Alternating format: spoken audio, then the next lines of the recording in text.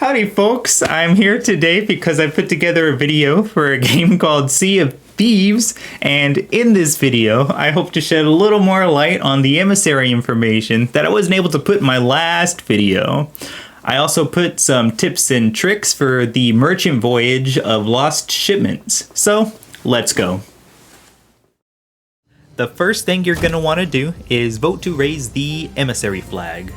Now, this is something you don't have to do, though it does help by giving you a bonus by adding 150% more gold and reputation in addition to the base value of what you're selling. If you sell at level 5, that is. Also, if you sell a treasure to the corresponding vendor with the flag you have raised, you get value points for that company. These points will help you get rewards at the beginning of every month. You can check your progress towards these rewards in the Pirate Log menu under Reputation. In the company's emissary ledger is an option to view top emissaries. In there, you can see your global position and an option to see where you stand with your friends in this contest that they probably don't even know they're a part of. When you talk to your M for a merchant named Senior Trader and browse her commodities, she will have two types of voyages for you.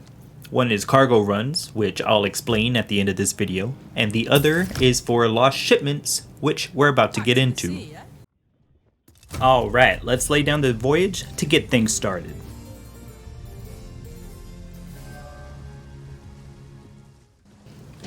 After the quest is proposed, you'll receive a map in your quest wheel along with the name of the sunken ship we are looking for and a nice little dotted line for us to follow. A rough outline marked on the ship's map will be helpful. Don't forget we can see the map from next to the capstan.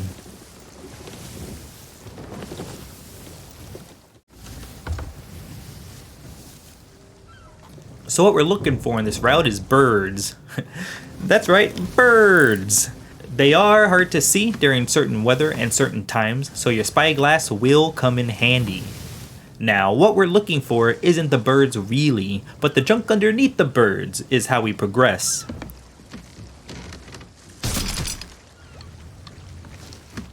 A captain's key is what we're looking for mostly, glowing blue in all its captain key glory. However, it will always be at any of the random stops in the voyage, so just be on the lookout for it. Besides the key, what we're looking for is a merchant's barrel with a blue stripe. Inside the barrel is a curious note that gives you a clue on where to go next. There's about 4 or 5 different types of clues you can get, the most common being giving you the name of an island, and then there somewhere along the beach of that island is a bottle with the next clue. That will usually always spawn skeletons when you pick it up, and with a little practice with the harpoon, you can skip right through that.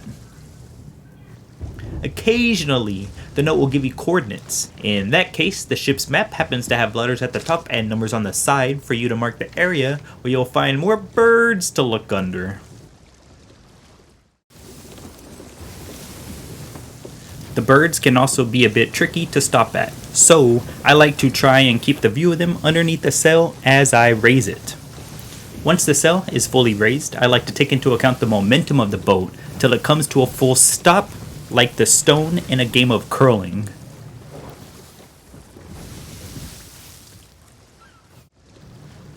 Sometimes it will just give you a map of an island with a circled area on it where the bottle you need will be poking out of the sand. Next up we have the Npc Interaction Clue. This one is the easiest if it happens to be at a seaport. If not, you gotta find them on the island the NPC is indigenous to. Talk to them and there will be an option to investigate the shipment further. Just make sure to grab that parchment. Look at the sea. He's out there somewhere. Once you get towards the end of the voyage, the last clue will say something about making a beeline straight towards the destination. Very close to the destination is where you'll find the birds that will lead to your sunken ship.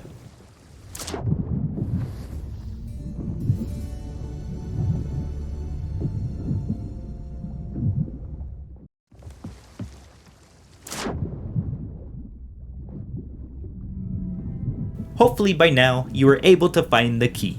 They can be easily missed and you have to backtrack if you don't find it before the ship, but this key will unlock the captain's quarters, which harbors some much needed loot.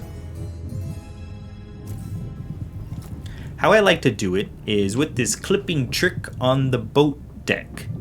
This keeps them all underwater till I've got the room cleared. I like to do this for a few different reasons. One being, the crates will sink after a certain amount of time floating on the water, and another reason is if someone rolls up on you while you're doing this and they don't look underwater, all your loot will still potentially be there if you have to leave and come back or the ship happens to sink. I can usually get this done in about 2 trips for air, depending on if I remember to bring food and what kind of food I bring.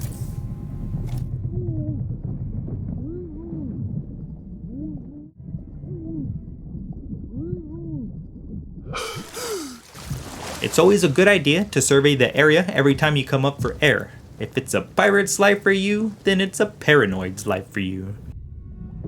Once the room is cleared, I methodically pick it up and let it go to float to the surface where I harpoon it all up with relative ease.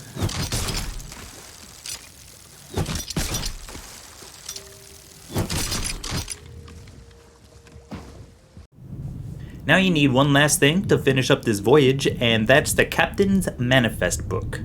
It will always be somewhere on the sunken ship next to the captain who went down with it.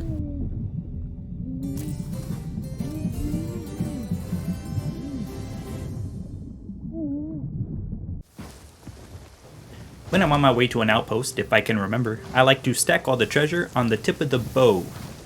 The reason for this is so I can have a clean and quick drop off onto the dock to help save me time while selling all this stuff. This is particularly useful when you solo this. It's always a good idea to prioritize selling the manifest book, as it is best to sell the more valuable things first in case you just ended up collecting all that treasure for a more experienced pirate. When level 5 is hit for any trading company, it will give you additional quests with little flags on them in your quest wheel, and Merchant is no different. We get 2 cargo run voyages. For the cargo runs, items will need to be picked up from one NPC and delivered to another in a timely fashion. After you pick up the cargo and examine it, it will then tell you who to take it to and by when.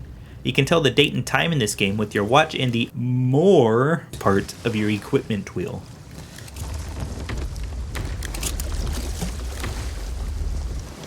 Just head on over to the destination, find the person, drop off the crates, and you're done.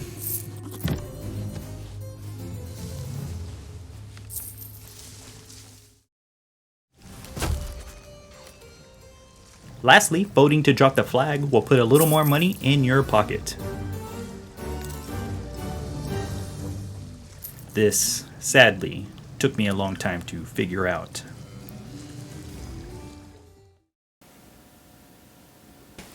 Alright, I hope that was able to help someone somewhere. I do plan to make more of these videos, so even if they don't help people, these videos are gonna come out. Alright, thanks for watching, bye!